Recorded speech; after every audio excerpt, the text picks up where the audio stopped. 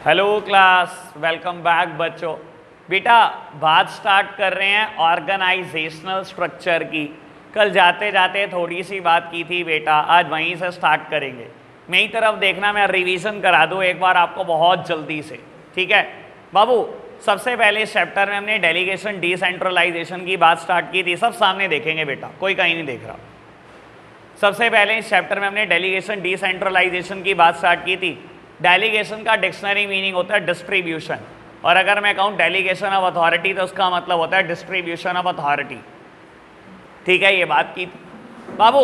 Decentralisation का मतलब भी डिस्ट्रीब्यूशन होता है बेटा बाबू, लेकिन डिसेंट्रलाइजेशन कहता है डिस्ट्रीब्यूट कर दो काम को till the lowest level in the hierarchy. जब तक बेटा लोएस्ट लेवल पे ना पहुंच जाओ तब तक बेटा डिस्ट्रीब्यूशन करते रहो।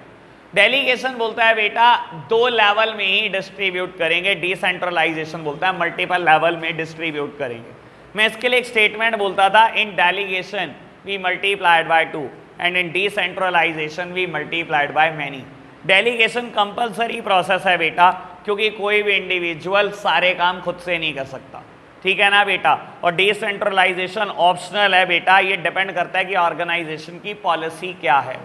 ये बात की हमने बेटा। उसके बाद हमने एडवांटेजेस भी पढ़ने शुरू करे थे डेलीगेशन डिसेंट्रलाइजेशन के। उससे पहले मैंने डेलीगेशन के 3 एलिमेंट पढ़ाए थे, अथॉरिटी, रिस्पॉन्सिबिलिटी एंड अकाउंटेबिलिटी। याद है आपको बेटा? Authority means power to take decision, responsibility means obligation to carry out a particular task, और accountability means being answerable for the final result. याद है आपको? अथॉरिटी डेलीगेट हो सकती है, रिस्पॉन्सिबिलिटी भी डेलीगेट हो सकती है, लेकिन अकाउंटेबिलिटी एक एब्सोल्यूट टर्म है, ये कभी डेलीगेट नहीं हो सकती। अथॉरिटी का फ्लो डाउनवर्ड है बेटा, from bottom to the top. Responsibility और अकाउंटेबिलिटी का फ्लो अपवर्ड है बेटा, from bottom to the top. आपको बता देता हूं बेटा, एनसीईआरटी से आपको डिफरेंस पढ़ना है अथॉरिटी, रिस्पॉन्सिबिलिटी और अकाउंटेबिलिटी का, ठीक है। जितना मैंने बोल दिया अभी, ये 3 बेसिस हैं, वहां पर 4 बेसिस दिए हुए हैं, एक और बेसिस दिया हुआ है, रीड करना, ठीक है ना। और प्रॉब्लम आनी चाहिए, प्रॉब्लम ना आई तो कल मेरी प्रॉब्लम शुरू हो जाएगी उस पर, ठीक है जी बाबू। इसके अलावा हमने इंपॉर्टेंस ऑफ डेलीगेशन पढ़ना शुरू किया था, जिसमें हमने बहुत सारी हेडिंग पढ़ी थी। एक इफेक्टिव मैनेजमेंट की बात करी थी, then employ development, motivation of employ, facilitate organisational growth, basis of management hierarchy, better coordination. ये 6 हेडिंग पढ़ी थी, और ये बेटा बिल्कुल सिमिलर थी बेटा डिसेंट्रलाइजेशन के साथ बेटा, बस वहाँ एक हेडिंग चेंज है, वहाँ क्विक डिसीजन मेकिंग की बात की थी हमने, ठीक है जी बेटा। उसके बाद हमने कल पढ़ना शुरू करा था ऑर्गेनाइजिंग का प्रोसेस, ठीक है, जिसमें हमने बहुत सारी बातें पढ़ी। सबसे पहली बात पढ़ी identification and division of work. Organising में हम क्या करते हैं बेटा, टोटल वर्क को आइडेंटिफाई करते हैं, उसको डिवाइड करते हैं स्मॉलर एंड मैनेजेबल टास्क में, और बेटा हम हर स्मॉलर और मैनेजेबल टास्क को जॉब बोलते हैं, ठीक है। फिर बेटा हमने सेकेंड हेडिंग पढ़ी थी डिपार्टमेंटलाइजेशन। बेटा एक बार जॉब डिज़ाइन हो गई है, उसके बाद जो जॉब सिमिलर नेचर की होती हैं, हम उनको क्या करते हैं, इकट्ठा कर देते हैं बेटा, और डिपार्टमेंट बना देते हैं। डिपार्टमेंट बनाने के 3 तरीके हैं बेटा, on the basis of function, on the basis of type of product, and on the basis of territory. On the basis of function को हम फंक्शनल स्ट्रक्चर बोलते हैं, on the basis of type of product को हम बेटा divisional structure बोलते हैं, और on the basis of territory हमारे कोर्स का पार्ट नहीं है। थर्ड हेडिंग हमने पढ़ी थी असाइनमेंट ऑफ ड्यूटीज। बेटा एक बार डिपार्टमेंट आपने बना लिया, अब आप ड्यूटी देनी शुरू करो, ड्यूटी मीन्स रिस्पॉन्सिबिलिटी देनी शुरू करो। और बेटा जब भी आप रिस्पॉन्सिबिलिटी दोगे किसी इंसान को, आपको बैलेंस बिठवाना है बेटा between the nature of job and the qualification of employ. Employ बेटा जिस फील्ड में क्वालिफाइड होगा वही तो नेचर ऑफ जॉब परफॉर्म कराओगे आप उससे। ये बात मैंने कल वीडियो में भी बोली हुई होगी और आपने सुनी भी थी। And last one is establishing reporting relationship. बेटा responsibility must accompany with the equal amount of authority. जब आप किसी इंसान को जिम्मेदारी दे रहे हो तो बराबर की अथॉरिटी भी दोगे, और बेटा जब मैं अथॉरिटी देने लगूंगा तो किसी को मिलेगी कम, किसी को मिलेगी ज़्यादा, ठीक है ना। और बेटा एक्सटेंट ऑफ अथॉरिटी अपने आप डिटरमाइन कर देगा कौन किसका सुपीरियर है, कौन किसका सबऑर्डिनेट। ये बात मैंने कल फिनिश कर दी थी। इसके अलावा फैक्टर अफेक्टिंग ऑर्गेनाइजेशनल स्ट्रक्चर, वो बात भी मैं फिनिश कर चुका हूँ, बिल्कुल सिमिलर है, यहाँ से लिंक्ड है। Span of control 1 mark question मैंने कल बताया था, क्या होता है span of control? Span of control, कल बहुत सारी बात करी थी भाई, बोर्ड पे भी लिखा था इसके बारे में। क्या होता है स्पैन ऑफ कंट्रोल?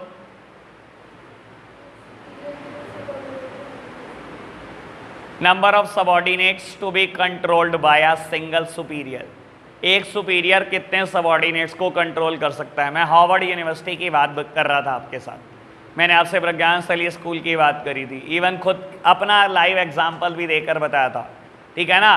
कोई भी बेटा टीचर अनलिमिटेड एडमिशन नहीं भरता बेटा, वो ये भी देखता है कि मैं कितने लोग को हैंडल कर सकता हूँ, सिंपल सी बात ही होती है, ठीक है ना। बात की थी ना आपसे, ऑर्गेनाइजेशनल स्ट्रक्चर की हमने डेफिनेशन भी पढ़ी थी बेटा पीटर ड्रकर की।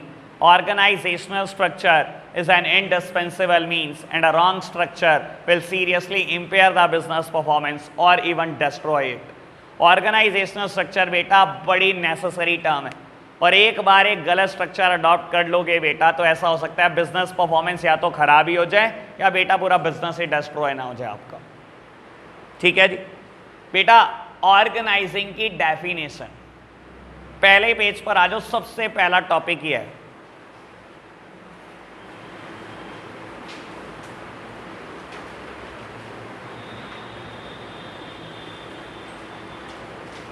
बेटा, पहले पेज पर आ जाओ, ऑर्गेनाइजिंग की डेफिनेशन दी गई होगी। अब मेरी एक बात सुनना बेटा, देखो मुझे ये कभी नहीं समझ में आया आज तक कि टीचर पहले दिन कैसे ये डेफिनेशन समझा देते हैं। मैंने नोट्स तो प्रिंट कर दिए एनसीईआरटी के हिसाब से, जैसे प्राइवेट ऑथर प्रिंट करते हैं बिल्कुल वैसे ही प्रिंट करे, लेकिन कभी नहीं मैं पढ़ाता पहले दिन डेफिनेशन। कम से कम 4-4, 5-5 दिन लगाने के बाद मैं उस चैप्टर की डेफिनेशन पे आता हूँ जिसका मतलब क्या होता है, ठीक है ना बेटा। और अब आपको समझ जरूर आ सकता है बेटा, रटोगे नहीं अब बिल्कुल भी। क्या बोलता है? Organising is the process of defining and grouping the activity of an enterprise and establishing reporting relationship among them, authority relationship among them. Definition का ऑथर है थ्याओ हेमन, ठीक है जी। अब मेरी तरफ देखना बेटा, लो जी मैं डेफिनेशन बता देता हूं पढ़कर क्या बोलती है। कहता है organising is the process of defining and grouping the activity of enterprise. आपको बता देता हूं बेटा, थ्याओ हेमन ने डेफिनेशन कहां से बनाई बेटा, पूरा प्रोसेस उठाया इसने। प्रोसेस का पहला स्टेप क्या है? Identification and division of work. ये कहता है organising is the process of defining and grouping the activity of enterprise. पहले आप डिफाइन करो क्या क्या एक्टिविटी करनी है, फिर बेटा उनको ग्रुप कर दो, दैट मीन्स डिपार्टमेंटलाइजेशन कर दो, and establishing authority relationship among them. यानी कि बेटा ये बात चल रही है 4th स्टेप की, एस्टैब्लिशिंग रिपोर्टिंग रिलेशनशिप की। ऑर्गेनाइजिंग में आप यही तो करते हो बेटा, पहले डिफाइन करते हो कि ऑर्गेनाइजेशन क्या क्या करेगी, डिपार्टमेंटलाइजेशन करते हो बेटा, और सारे एम्प्लॉइज को बता देते हो बेटा कौन किसका सुपीरियर है, कौन किसका सबऑर्डिनेट है। डेफिनेशन क्लियर है, सारा प्रोसेस से उठाया हुआ है इन्होंने। अब आ जाओ बेटा, चलो नोट्स बंद कर दो, बस आज के लिए नोट्स बहुत है, नोट्स बंद कर दो बेटा, सामने समझेंगे, जब समझ लेंगे तो नोट्स भी खुलवा देंगे। लो जी प्यारे बच्चों, सामने देखना जरा मेरी तरफ बेटा, कल से लिंक्ड टॉपिक करा रहा हूं, ठीक है ना। जिन्होंने नहीं करा कोशिश करो ज्यादा समझने की, बाकियों को समझ आ जाएगा बेटा। लो जी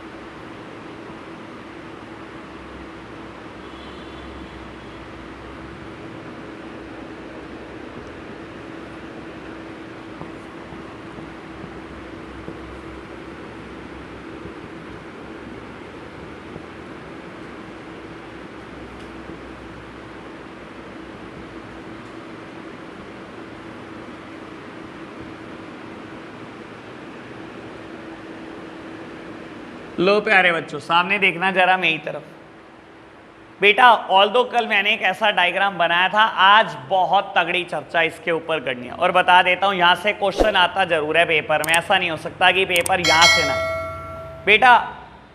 जब मैं पूरी ऑर्गेनाइजेशन के छोटे छोटे टुकड़े कर रहा हूं, और बेटा टुकड़े करने का जो बेसिस ले रहा हूं उसका नाम है फंक्शंस। मेरी ऑर्गेनाइजेशन में 4 बड़े मेजर फंक्शन होते हैं परफॉर्म। बहुत बड़ा फंक्शन है बेटा प्रोडक्शन, बहुत बड़ा फंक्शन है परचेज, बहुत बड़ा फंक्शन है सेल्स, और बहुत बड़ा फंक्शन है मार्केटिंग। अकाउंट छोटे मोटे बनते हैं मेरी ऑर्गेनाइजेशन में बेटा, फाइनेंस इन्वेंट्री कंट्रोल की बातें छोटी मोटी होती हैं, तो मैंने उसका एक अलग डिपार्टमेंट बना रखा है, छोटा सा डिपार्टमेंट। बाबू इसको हम बोलते हैं functional structure. Dividing the whole enterprise according to the major functions to be performed in the organization is known as functional structure। पूरी ऑर्गेनाइजेशन को फंक्शन के बेसिस पे बांटना फंक्शनल स्ट्रक्चर कहलाता है, ठीक है ना। और बेटा यहां फंक्शन के बेसिस पे नहीं बांटा मैंने, पूरी ऑर्गेनाइजेशन को प्रोडक्ट के बेसिस पे बांटना डिविजनल स्ट्रक्चर कहलाता है बेटा। मेरी ऑर्गेनाइजेशन 4 प्रोडक्ट बनाती है, ठीक है ना, footwear, garment, hosiery goods, leather goods. मैंने ऑर्गेनाइजेशन के 4 टुकड़े कर दिए बेटा उठाकर, ये डिविजनल स्ट्रक्चर है। और बेटा बाबू हर डिवीजन में यानी कि हर प्रोडक्ट में अलग अलग फंक्शनल डिपार्टमेंट होंगे जो जो फंक्शन परफॉर्म करता है। ऐसे ही बेटा 4 इसमें दिखाई दे रहे होंगे, ये भी प्रोडक्शन कर रहा होगा, ये भी परचेज कर रहा होगा, ये भी सेल कर रहा होगा, ये भी मार्केटिंग कर रहा होगा। ऐसे ही हॉजरी में, ऐसे ही लेदर प्रोडक्ट में, ऐसे ही गारमेंट्स में जैसे दिखाई दे रहे। इसे बोलते हैं divisional structure. Dividing the whole enterprise according to the major product to be manufactured is known as functional according to the major functions to be performed in the organization is known as functional structure। Dividing the whole enterprise on the basis of major product to be manufactured is known as divisional structure। बात clear बेटा। मेरे course में इनकी merits है, मेरे course में इन दोनों की डीमेरिट्स है, और मेरे कोर्स में इन दोनों की सुटेबिलिटी है, ठीक है जी। मुझे सब कुछ पढ़ाना है बिना नोट्स खोले, आप सब सामने देखते रहेंगे मेरी तरफ, यही होगा क्लियर। और आप ही बताओगे, मैं कुछ नहीं बताऊंगा, ये भी बता रहा हूं आपको, सुनते जाना बेटा। जब भी मेरिट सोचने लगोगे फंक्शनल स्ट्रक्चर की, तो कैसे सोचना है कि अगर कोई इंसान एक डिपार्टमेंट में काम कर रहा है उसके एंगल से सोचना है, चाहे मेरिट सोचनी है चाहे डीमेरिट, ठीक है। अगर कोई बेटा डिविजनल स्ट्रक्चर की मेरिट डीमेरिट सोचनी पड़े तो डिविजनल हेड के एंगल से सोचनी है। क्या ये मत सोचना किसी डिपार्टमेंट में काम कर रहे हैं एम्प्लॉय के एंगल से सोचो, या इस डिवीजन के हेड के एंगल से सोचो। जब ऑर्गेनाइजेशन ने ये 4 डिवीजन क्रिएट करे हैं बेटा, तो हर डिवीजन का कोई ना कोई हेड जरूर होगा। एक पर्सन है जिसको गारमेंट डिवीजन दे दिया कि सारी जिम्मेदारी गारमेंट से रिलेटेड तेरी होगी। एक पर्सन को फुटवियर डिवीजन का हेड बना दिया, फुटवियर डिवीजन से रिलेटेड सारी जिम्मेदारी आपकी है। ऐसे ही बेटा हॉजरी और लेदर गुड्स का भी एक एक डिविजनल हेड होगा बेटा। हमें डिविजनल हेड के एंगल से मेरिट डीमेरिट सोचनी है यहाँ पर, और यहाँ बेटा डिपार्टमेंट में काम कर रहे हैं एम्प्लॉय के एंगल से या इस डिपार्टमेंट के हेड के एंगल से सोच लो। समझ आई बात? लो प्यारे बच्चों, सब सामने देखते रहेंगे बेटा। मुझे एक बात बताओ, स्पेशलाइजेशन कहां अचीव होगा? सिर्फ गैस करना है बेटा, और यहीं क्लियर करोगे आपको क्लियर हो जाएगा, मैं गारंटी दे रहा हूं। आप नोट्स नहीं खोल रहे, कुछ नहीं कर रहे, मेरी बातें सुन रहे हो बस आराम से। स्पेशलाइजेशन कहां अचीव होगा? फंक्शनल स्ट्रक्चर में या डिविजनल स्ट्रक्चर में? सोचना आपने, फंक्शनल स्ट्रक्चर या डिविजनल स्ट्रक्चर। स्पेशलाइजेशन से सोचना है, गैस ही कर रहे हैं। हमें नहीं पता, आपको भी पता है, मुझे भी पता है कि आपको नहीं पता, लेकिन सोच तो सकते हैं। सोचो स्पेशलाइजेशन कहां होगा, फंक्शनल और डिविजनल? डिविजनल के साथ साथ कौन है? डिविजनल ये है ना। फंक्शनल के साथ साथ कौन है? Sir correct answer is functional structure. अब सुन लो, मुझे नहीं पता दिल से सोच रहे थे या बेटा एफ पसंद है, ठीक है ना। आपको क्या पसंद भाई हमें नहीं पता, आपको पहला वर्ड क्या पसंद है बाबू? दिल से सोचते हैं ना। लो समझने की कोशिश करो। एक इंसान प्रोडक्शन डिपार्टमेंट में काम कर रहा है, मैंने बोला ना इस पर्सन के एंगल से सोचना है, या प्रोडक्शन डिपार्टमेंट का हेड है। बेटा आज आप प्रोडक्शन डिपार्टमेंट में पोस्ट कर दिए जाते हो, आज आपने प्रोडक्शन करना शुरू करा, सालों साल इसी डिपार्टमेंट में पड़े रहना है। 6 महीने, साल भर, 1.5 साल भर, 2 साल भर। सर पहले दिन आपकी प्रोडक्शन की स्पीड 1 घंटे में आपने 1 यूनिट बनाई, और 6 महीने के बाद आपकी प्रोडक्शन की स्पीड आधे घंटे में 1 यूनिट बनने लगी, और 2 साल बाद प्रोडक्शन की स्पीड 20 मिनट में 1 यूनिट बनने लगी। सर यही होगा कि नहीं होगा? जब आप सालों साल एक ही डिपार्टमेंट में काम करोगे बेटा, you will become specialist in that. आपसे बड़ा एक्सपर्ट कौन होगा? लेकिन यहां सोचो बेटा, यहां कभी स्पेशलाइजेशन अचीव नहीं हो सकता। बेटा आप एक डिविजनल हेड हो गारमेंट डिवीजन के, you have to manage purchase, you have to manage production, sales, marketing, finance, accounts, inventory control, सब आपको अकेले को देखना है। बेटा आप एक काम नहीं कर रहे, आप बेटा बहुत सारे काम कर रहे हो अकेले, आप कभी एक्सपर्ट नहीं हो सकते। ऐसे केसेस में हम बोलते हैं बेटा development of multiple skills. Divisional head के अंदर मल्टीपल स्किल्स डेवलप हो जाएंगे, लेकिन वो एक भी काम का स्पेशलिस्ट नहीं बन सकता, स्पेशलिस्ट नहीं बनेगा बेटा। यानी कि specialization is the merit of functional structure, क्योंकि एक जैसा काम कर रहा है एक एम्प्लॉय सालों साल, 2 साल, 5 साल, 10 साल एक ही डिपार्टमेंट में रहता है। लेकिन यहां पर एक डिविजनल हेड बेटा बहुत सारी चीजों को अकेले मैनेज कर रहा है, तो बेटा स्पेशलाइजेशन कभी अचीव नहीं होगा, ठीक है ना। एक काम के बादशाह नहीं हो सकते आप, लेकिन हाँ बहुत सारे स्किल्स आपके अंदर है, थोड़ा थोड़ा सबका जानते हो आप। बात क्लियर? सोच पा रहे हो? सोची गई पहली हेडिंग? चलो देखते हैं, अभी पता लगेगा ना कितना सोच पा रहे हो। अच्छा ये बताओ महंगा कौन सा पड़ता होगा? चलो सस्ता बता दो कौन सा पड़ता होगा। फंक्शनल स्ट्रक्चर सस्ता है या डिविजनल? सर सोचना है, देखो बिना सोचे सोचे जवाब नहीं देना। सस्ता कौन सा है, फंक्शनल और डिविजनल?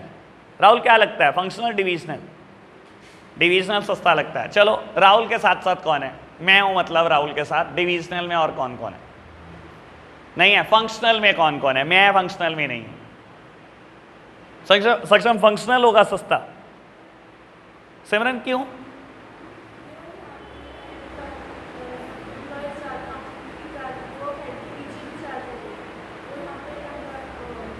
एग्जैक्टली यार सोचो ना, खुद सोचो, आप एक बात को समझने की कोशिश करो, ये सस्ता पड़ेगा। अब समझाने के लिए एक बात बोलता हूं बेटा, मान लो मेरी कंपनी 4 प्रोडक्ट बनाती है, ठीक है, यही 4, footwear, garment, hosiery goods, leather goods, ठीक है। मैंने ऐड करना है, ठीक है। मैं बेटा गारमेंट डिवीजन का हेड हूं, मुझे एडवर्टीजमेंट करना है बेटा, मार्केटिंग डिपार्टमेंट में मेरा एक काम है ऐड का, ठीक है। मैंने एक टीवी ऐड दिया रिलेटेड विद द गारमेंट्स, ठीक है। इन्होंने एक टीवी ऐड दिया रिलेटेड विद द फुटवियर। इस डिविजनल हेड ने एक टीवी ऐड दिया related with the hosiery goods, और इसने एक ऐड दिया। डुप्लीकेशन ऑफ वर्क दिखाई दे रहा है? दिखाई दे रहा है बेटा? 4 टीवी ऐड दे दिया आपने 4 प्रोडक्ट के लिए, 5-5 करोड़ का है, 20 करोड़। और सर यहां आप एक ऐड में चारों चीजें दिखा दोगे। दिखाते हैं आज की तारीख में कंपनियां। सैमसंग को देखा कभी? वो भी बहुत सारे प्रोडक्ट बनाती है, ऐड देखा कभी उनका? रेफ्रिजरेटर भी उसी में आएगा, ओवन भी उसी में आएगा बेटा, ठीक है ना। जितने भी इलेक्ट्रॉनिक्स बनाते हैं सब डाल देंगे बेटा एक ही ऐड में। बहुत सारी कंपनियां ऐसे ही ऐड करती है बेटा, देखा है। सर यहां सोचो, यहां एक अकाउंटिंग डिपार्टमेंट है, एक पर्सन को दिया हुआ है अकाउंट्स बनाने के लिए, वो बना रहा है बेटा सारे प्रोडक्ट के अकाउंट्स, वही बना रहा। सर यहां देखो, यहां पर अकाउंटिंग डिपार्टमेंट अलग, उसका हेड अलग, वो अकाउंट्स लिख रहा है फुटवियर से रिलेटेड। यहां बेटा एक और अकाउंटिंग डिपार्टमेंट, इसका हेड अलग, वो अकाउंट्स लिख रहा है गारमेंट से रिलेटेड। यहां एक और अकाउंटिंग डिपार्टमेंट, यहां एक और अकाउंटिंग डिपार्टमेंट। एक काम, एक बंदे का काम 4 बंदे कर रहे हैं, चारों की सैलरी जा रही है बेटा। यहां एक बंदे की सैलरी जा रही है। सस्ता कौन सा पड़ा? Functional structure. क्यों बेटा? ये इकोनॉमिकल क्यों है मैं अगर पूछूं? क्योंकि यहां डुप्लीकेशन ऑफ वर्क नहीं है बेटा। यहां बेटा डुप्लीकेशन दिखाई दे रहा है, हर डिपार्टमेंट डुप्लीकेट, रेप्लिका है हर डिपार्टमेंट की दूसरे डिवीजन में। बात समझ में आई? इकोनॉमिकल अगर इसके एडवांटेज बोलूं तो, इसकी डिसएडवांटेज बोलूं तो डुप्लीकेशन ऑफ वर्क। अभी तक क्या क्या पढ़ लिया हमने? 4 बातें पढ़ ली। मेरी तरफ देख रहे हैं आप। स्पेशलाइजेशन यहां अचीव होता है बेटा, ठीक है ना। यहां स्पेशलाइजेशन अचीव नहीं होता, लेकिन development of multiple skills, divisional head में मल्टीपल स्किल्स डेवलप हो जाते हैं। यहाँ के एडवांटेज पढ़ू तो बेटा इकोनॉमिकल है, ठीक है ना बेटा, और यहाँ डुप्लीकेशन होगा कि इसकी डिसएडवांटेज है। क्लियर बात? ट्रेनिंग देना कहाँ आसान होता होगा? सर अब तो मेरा ख्याल सोच सकते हो, ट्रेनिंग देना कहाँ आसान होता होगा? फंक्शनल और डिविजनल? फंक्शनल और डिविजनल। डिविजनल के साथ साथ कौन है? सब साफ हो गए। सक्षम तो था मेरे साथ, सक्षम है मेरे साथ। हाँ जी, हाँ, हिमांशु कह रहा मेरे साथ नहीं होना, बता इसे सेट भी नहीं पता क्या होता है, जो मेरे साथ नहीं होता सेट भी आता है उसका टेस्ट में। सक्षम का तो सेट ही आएगा, बस आंसर एमसीक्यू पूछूंगा इससे 2-3, बस इनसे सब्जेक्टिव पेपर लिखवाऊंगा तब पता लगेगा इन्हें। हाँ जी बेटा, ट्रेनिंग देना यहाँ आसान होता है, ऑब्वियस बात है यार, क्या यार सक्षम यार, मैं 2-4 मुर्गे फंसा रहा होता हूँ, ढूंढ रहा होता हूँ, तो फंस जाता है। बेटा ट्रेनिंग देना यहाँ आसान होता है, आप खुद सोचो, एक एम्प्लॉई आया मेरे पास, ठीक है ना, जिसको मुझे सेल्स डिपार्टमेंट में पोस्ट करना है, मुझे एक काम सिखाना है, मैंने उसे सेल्स का काम सिखाया, मैंने कहा चल भाई शुरू हो जा काम करना। सर यहाँ सोचो, किसी इंसान को मैंने बोला था ना सारी मेरिट डीमेरिट डिविजनल हेड के एंगल से सोचनी है, मुझे बेटा किसी इंसान को डिविजनल हेड बनाना है, एक काम सिखा दूं काम चल जाएगा? उसे परचेज करनी सिखानी है, उसे प्रोडक्शन सिखाना है, उसे सेल्स की भी बेसिक नॉलेज देनी है, उसे मार्केटिंग भी पता होनी चाहिए, उसे अकाउंट्स भी पता होना चाहिए, उसे फाइनेंस भी पता होना चाहिए, उसे सब पता होना चाहिए। तो सर यहाँ ट्रेनिंग देना बहुत ही मुश्किल है, यहाँ ट्रेनिंग देना बहुत आसान है बेटा। सोच पा रहे हो एक्सपेंशन कहाँ आसान होगा? सर आप सर मेरी तरफ देख रहे हैं, कोई नोट्स नहीं, कोई बुक नहीं, यहीं क्लियर हो जाएगा ये टॉपिक और घर जाके दोबारा कभी पढ़ना नहीं पड़ेगा। एक्सपेंशन कहाँ आसान होगा? फंक्शनल और डिविजनल। मेरी ऑर्गेनाइजेशन एक्सपेंड कर रही है, एक्सपेंड करने का मतलब है अब प्रोडक्ट बढ़ा रहे हैं, हम 2 प्रोडक्ट और ऐड कर रहे हैं अपने प्रोडक्ट लाइन में, यहां आसान होगा या यहां आसान होगा? Functional divisional? डिविजनल। मेरे साथ कोई होता ही नहीं यार, नमन एक, चलो एक बंदा हमेशा होता है मेरे साथ। फंक्शनल सर मैं कुछ बोलूंगा उल्टा सीधा, फिर तुम्हें बुरा लगेगा, कहीं तो होना पड़ेगा। फंक्शनल या डिविजनल? मैं दोबारा पूछ रहा हूं, डिविजनल। 2 हो गए, चलो 2 हो गए साथी मेरे। फंक्शनल सारा गलत। सर हर बार थोड़ी होगा, हर बार थोड़ी मैं गलत के साथ हाथ उठाऊंगा, इस बार मैंने सही के साथ उठाया। तुम शेर तो हम सवा शेर। इधर देखो मेरी तरफ, अबे गधो तुम क्या कह रहे हो? यहाँ एक्सपेंशन आसान होगा। चलो एक काम करते हैं, आप सोचते हैं, हमने ना कंप्यूटर्स बनाने शुरू कर दिए, पहले हम 4 प्रोडक्ट बना रहे थे, आज हमने 5वां प्रोडक्ट बनाना शुरू कर दिया, कंप्यूटर।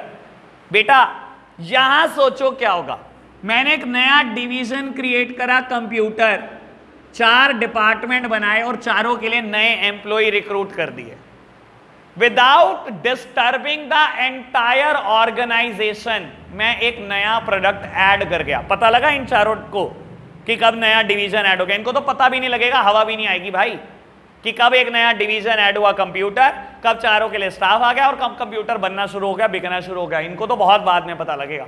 क्या सोचो, मैंने एक और प्रोडक्ट ऐड कर दिया कंप्यूटर, अब क्या होगा? मैंने परचेज डिपार्टमेंट के एम्प्लॉय या परचेज मैनेजर को बुलाया, अब तूने ना रॉ मटेरियल कंप्यूटर के लिए भी खरीदना है। प्रोडक्शन को बुलाया, तूने कंप्यूटर भी प्रोड्यूस करना है। सेल्स को बुलाया, तूने कंप्यूटर भी बेचना है। और मार्केटिंग को बुलाया कि तूने ऐड करना है कंप्यूटर बेचने के लिए। सारी ऑर्गेनाइजेशन डिस्टर्ब। फिर एक और प्रोडक्ट ऐड करूंगा, फिर चारों को बुलाऊंगा बेटा।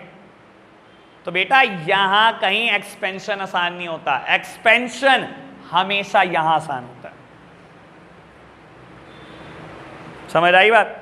सर रटना नहीं है ना, मैं कह रहा रटने के लिए, ना मैंने नोट्स खुलवाए, कुछ नहीं। आप समझ रहे हो हर चीज मुझसे, ठीक है ना? एक्सपेंशन यहां आसान होता है, समझ आया बात? चलो अकाउंटेबिलिटी कहां आसान होती होगी फिक्स करना? अकाउंटेबिलिटी मतलब answerability for the final result. मैं बोलता हूं यहां टारगेट अचीव नहीं हुए और यहां भी टारगेट अचीव नहीं हुए, कैसे कहां आसानी से पकड़ पाओगे कि कौन जिम्मेदार है? अकाउंटेबिलिटी कहां आसान होगी? फंक्शनल और डिविजनल? भाई यार तुम तो रिले मिले ही रहोगे, मुझे लगता है टॉपिक खत्म हो जाएगा, आखिरी तक तुम्हें क्लियर नहीं होगा। चलो बता दो फंक्शनल के साथ साथ कौन है, डिविजनल के साथ साथ कौन है? सही है डिविजनल। सोच ही नहीं रहे तुम। सर एक बात सोचो, यहाँ टारगेट अचीव नहीं हुए, हमने सेल्स डिपार्टमेंट के एम्प्लॉय को बुलाया, उसने कहा हमारी गलती नहीं है, प्रोडक्शन ने नहीं बनाया। हमने प्रोडक्शन को बुलाया, उसने कहा हमारी गलती नहीं है, परचेज ने नहीं खरीद के दिया।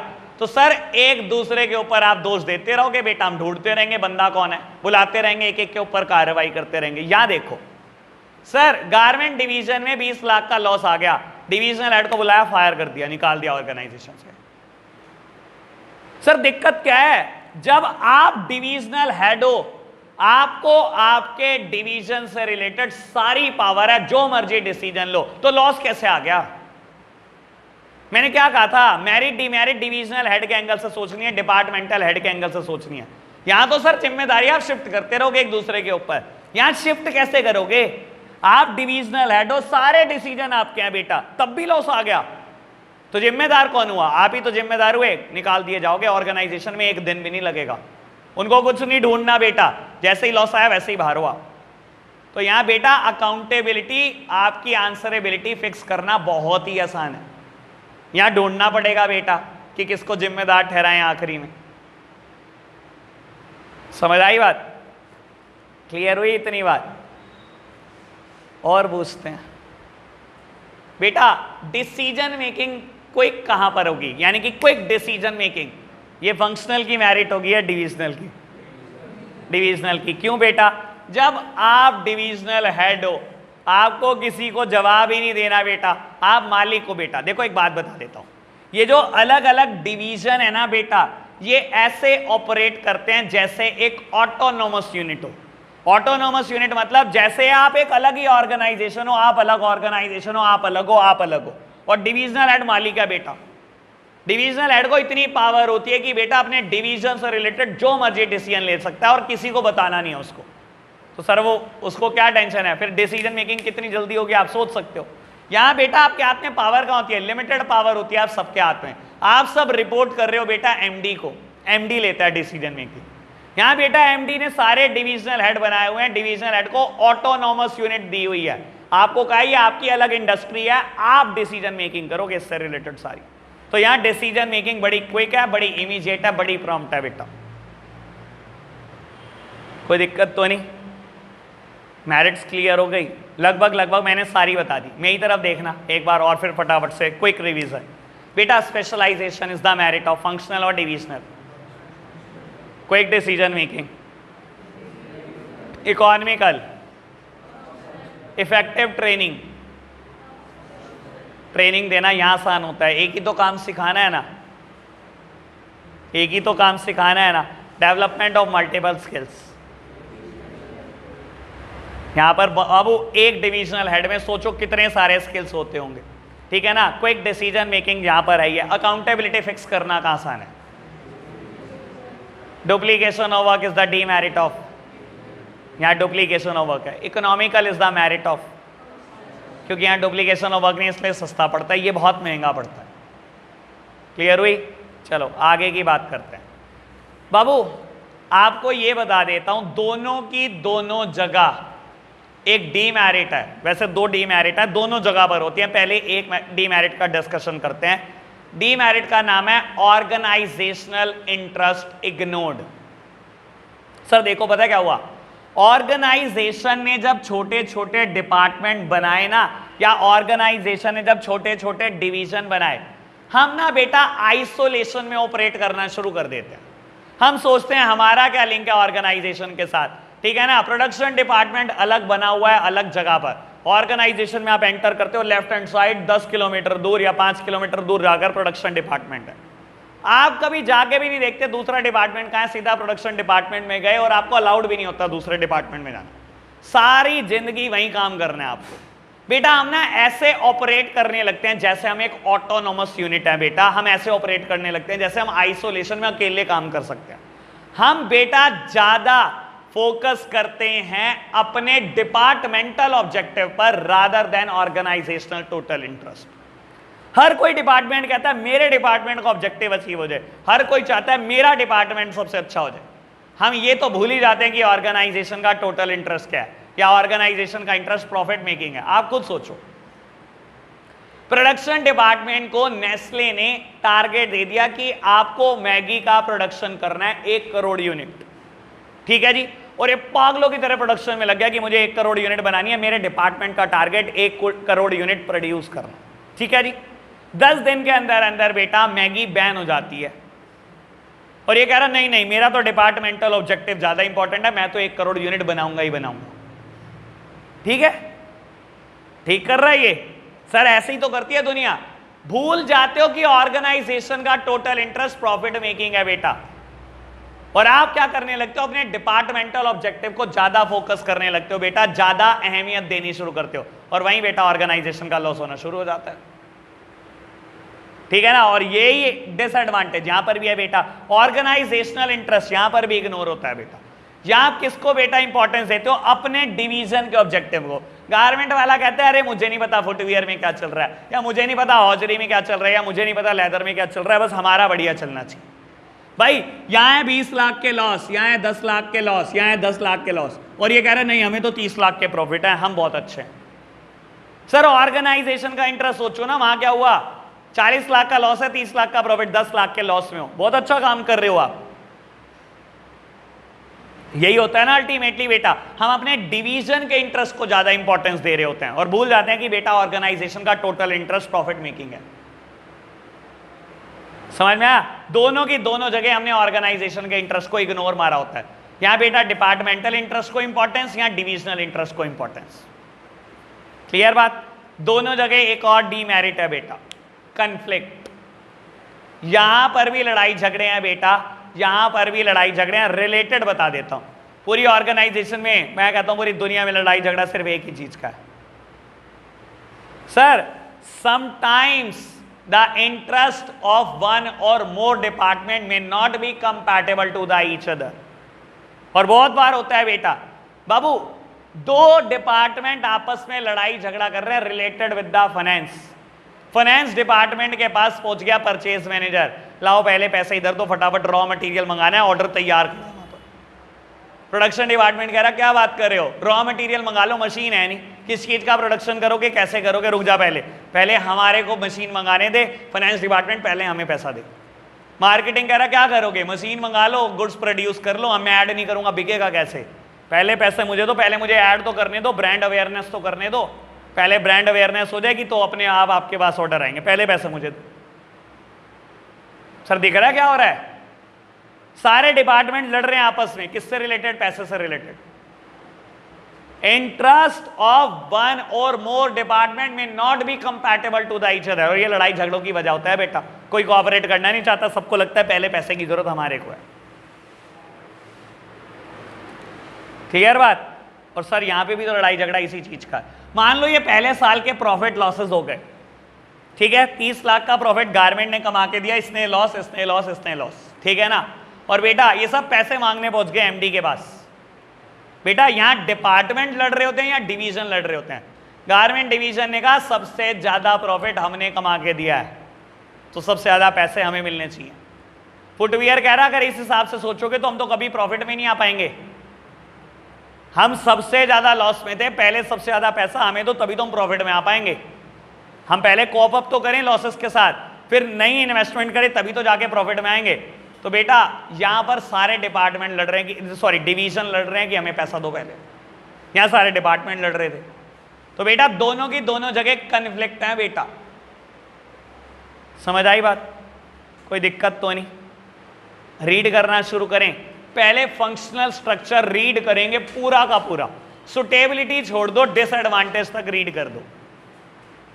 चलो सर एक डीमेरिट और देखते हैं जो हमने नहीं करी, इनफ्लेक्सिबिलिटी।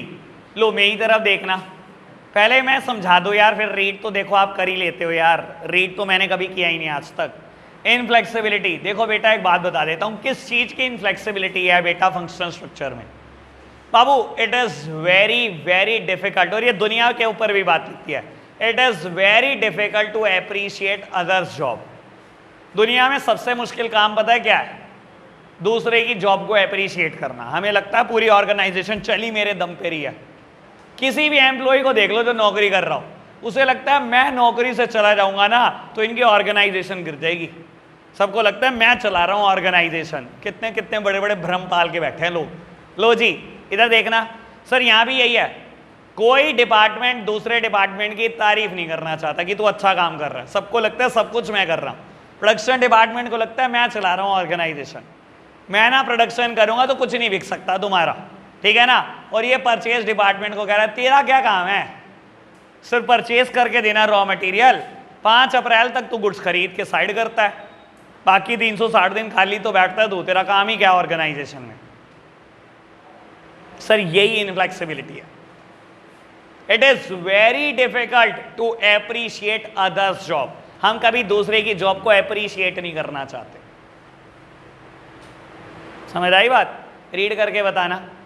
और डिविजनल, अच्छा सुटेबिलिटी भी रहता है, चलो आप रीड करो, मैं सुटेबिलिटी पढ़ाता हूं साथ साथ, जल्दी से रीड करो। चलो जी पढ़ें आप, आओ जी सामने देखना जरा, मेरी तरफ देखो, मेरी तरफ बेटा। सुटेबिलिटी फंक्शनल स्ट्रक्चर की, ये स्ट्रक्चर कहां पर सुटेबल होता है? नमन आ जाओ यहां पढ़ ले बेटा। हाँ जी, फंक्शनल स्ट्रक्चर किन दो सिचुएशन में सबसे सुटेबल होता है बेटा? पहला पॉइंट, जब भी फर्म को लगे कि मुझे स्पेशलाइजेशन की तरफ जाना है तो बेटा हमेशा फंक्शनल स्ट्रक्चर अडॉप्ट करो, कभी डिविजनल अडॉप्ट ना करो, क्योंकि बेटा specialisation is the merit of functional structure. जब भी आपको लगे ना कि हमारे को तो हर इंसान को एक्सपर्ट बनाना है और हमें तो सारे एक्सपर्ट से काम लेना है, तो हमेशा बेटा कोशिश करो कि आप फंक्शनल स्ट्रक्चर को अडॉप्ट करो। पहली सुटेबिलिटी। दूसरी सुटेबिलिटी, अगर नंबर ऑफ फंक्शंस बहुत ज्यादा हैं तो हमेशा फंक्शनल स्ट्रक्चर अडॉप्ट करना। अगर नंबर ऑफ फंक्शन बहुत ज्यादा हैं हमेशा फंक्शनल स्ट्रक्चर अडॉप्ट करना। यहीं पर एक और बात बोल दो डिविजनल की भी, सुनना बेटा, अगर नंबर ऑफ प्रोडक्ट बड़े ज्यादा हो और नंबर ऑफ फंक्शन भी ज्यादा हो, देखो नंबर ऑफ फंक्शन ज्यादा तो functional structure, number of product ज्यादा तो बेटा डिविजनल स्ट्रक्चर। मैं बोलता हूं दोनों ही बहुत ज्यादा। रिलायंस है 26 फंक्शन 24 प्रोडक्ट, अब क्या करूं? सर आप एक बात को बहुत आराम से समझ लो, ये केस स्टडी के एंगल से भी बोल रहा हूं और प्रैक्टिकल जिंदगी में भी बोल रहा हूं। आपने बेटा एक प्रोडक्ट बनाना शुरू करा, आपने फंक्शनल स्ट्रक्चर को अडॉप्ट करा, बहुत अच्छी बात। जैसे ही आप दूसरा प्रोडक्ट बनाना शुरू करते हो, केस स्टडी के लिए भी बोल रहा हूं, प्रैक्टिकल जिंदगी में भी बोल रहा हूं बेटा, जैसे ही कंपनी दूसरा प्रोडक्ट बनाना शुरू करती है वो एक सेपरेट डिवीजन क्रिएट कर देती है दूसरे प्रोडक्ट में ही। तीसरे चौथे पांचवे की तो कोई नौबत ही नहीं आ रही। आपको बोलूं मैं, अगर होंडा ने कार बनानी शुरू करी, बहुत सारी कार बनाती है Honda, Honda city, Honda civic, बहुत अच्छी कारों में से एक है, फेमस है बेटा। जैसे ही होंडा ने टू व्हीलर बनाना शुरू करा ना, एक्टिवा होंडा का ही प्रोडक्ट है ना, तो सबसे पहले उसने एक सेपरेट डिवीजन क्रिएट करा था कि ये मेरा 4 व्हीलर का डिवीजन है, ये मेरा 2 व्हीलर का डिवीजन है। 2 व्हीलर को अलग लोग मैनेज करेंगे और 4 व्हीलर को अलग लोग मैनेज करेंगे। बेटा दूसरा प्रोडक्ट आते ही, केस स्टडी में भी बोल रहा हूं, आपको बोलेगा कंपनी एक प्रोडक्ट बनाती है, अभी तक फंक्शनल स्ट्रक्चर फॉलो कर रही है, अब कंपनी ने दूसरा प्रोडक्ट बनाना शुरू करा, कौन सा स्ट्रक्चर? सीधा डिविजनल। आपकी सोच ही बंद हो जानी चाहिए फंक्शनल की जैसे ही दूसरा प्रोडक्ट आया बेटा। और आपको भी पता है, आप इधर देखना मेरी तरफ, आज की तारीख में आपकी सिटी में 2 व्हीलर 4 व्हीलर दोनों की एजेंसी है बेटा, होंडा की, एक ही जगह पर है, पता होगा, एक जगह पर है, एक जगह पे सर्विस होती है, एक जगह पर बिकते हैं नहीं, एक प्रोडक्शन डिपार्टमेंट होगा, एक सेल्स डिपार्टमेंट है, एक जैसे टारगेट है, कुछ एक जैसा नहीं है भाई, कुछ भी एक जैसा। ये मैं बताने की कोशिश कर रहा हूं कि कंपनी दूसरे प्रोडक्ट पे ही सेपरेट डिवीजन बना देती है बेटा, सिर्फ दूसरे प्रोडक्ट पे सेपरेट डिवीजन आ जाता है, तो तीसरे चौथे पांचवे की तो क्या ही बात करूं। समझ आई? क्लियर है बात? तो बेटा फंक्शनल स्ट्रक्चर दो ही जगह सुटेबल है, जहां आपको स्पेशलाइजेशन चाहिए वहां, और जहां आपके नंबर ऑफ फंक्शन बहुत ज्यादा है बस वहां। क्लियर? 2 प्रोडक्ट बनते ही डिविजनल सुटेबल है, और मैं बोलूं अगर नंबर ऑफ प्रोडक्ट बहुत ज्यादा है तो डिविजनल से अच्छा कुछ हो नहीं सकता। क्लियर है बात? अभी डिविजनल रीड करेंगे शुरू से लेकर आखिरी तक, और प्रॉब्लम आनी चाहिए बाबू। सुटेबिलिटी ना डिविजनल स्ट्रक्चर की बहुत सिंपल है, देखो सामने देखो आप बेटा, अगर क्वेश्चन कहे नंबर ऑफ प्रोडक्ट ज्यादा हैं तो हमेशा डिविजनल स्ट्रक्चर ही सुटेबल होता है, क्योंकि यहां पर एक्सपेंशन बहुत आसान होता है, ठीक है ना। क्वेश्चन का नंबर ऑफ प्रोडक्ट भी बहुत ज्यादा, नंबर ऑफ फंक्शन भी बहुत ज्यादा, तब भी डिविजनल सुटेबल होता है, क्योंकि एक्सपेंशन यही आसान होता है बेटा, ठीक है ना। रही बात एक और सुटेबिलिटी की, कहता है अगर ऑर्गेनाइजेशन को चाहिए ना कि वो ज्यादा डिपार्टमेंट क्रिएट करे, ज्यादा एम्प्लॉइज रिक्रूट करे, हमेशा डिविजनल स्ट्रक्चर अच्छा होता है। देखो बेटा ज्यादा डिपार्टमेंट भी यहीं बनते हैं, ज्यादा एम्प्लॉइज भी यहीं रिक्रूट होते हैं। अगर ऑर्गेनाइजेशन ज्यादा लोगों को जॉब देना चाहती है, ज्यादा डिपार्टमेंट क्रिएट करना चाहती है, तब भी डिविजनल स्ट्रक्चर ही सुटेबल होता है, बस यही है। सेकेंड पॉइंट में ये लिखा हुआ है, if organization wants to employ more employees as well as wants to create more department, then divisional structure is better than functional structure। ऐसा ही कुछ लिखा है ना, ठीक है जी, फिनिश। फंक्शनल डिविजनल सिंपल है। चलो जी, आज के लिए इतना ही रखते हैं बच्चों, बाय बाय।